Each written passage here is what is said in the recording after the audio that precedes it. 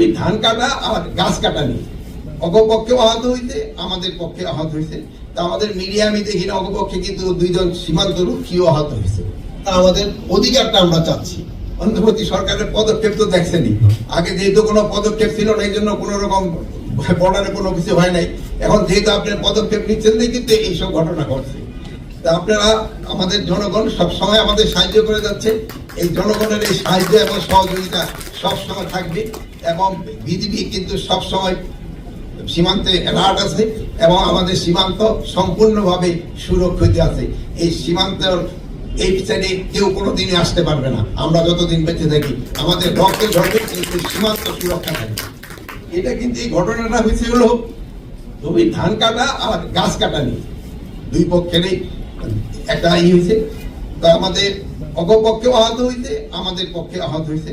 তা আমাদের মিডিয়া আমি দেখি না অপপক্ষে কিন্তু দুইজন সীমান্ত রক্ষীও আহত হয়েছে।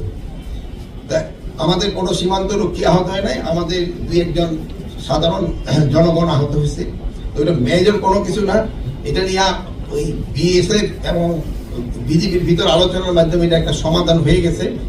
আর ওই জানেন বর্ডার বেল্টে ওই কিছু কিছু জায়গা আছে যে জায়গায় ওই এই পার্টি ওই পার্টি ওখানে যায়, এরা এদিকে আসে, এই সমস্যাটা আছে এবং এটা অচিরেই সমাধান হয়ে যাবে।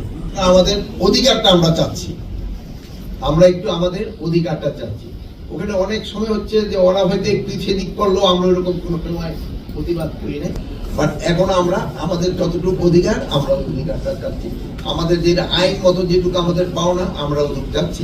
যেমন 150 গজের ওই থেকে তাদের কাটাতারে মেলা করতে পারে, আমরা আমরা এখানে কোনো রকমের ছাড় দিতে চাচ্ছি না। আগে হয়তো দুই একটা জায়গায় একটু ছাড় দেওয়া হয়েছে, এখন এই ছাড় দেওয়াটা হচ্ছে না, দেখি একটু সমস্যা হচ্ছে।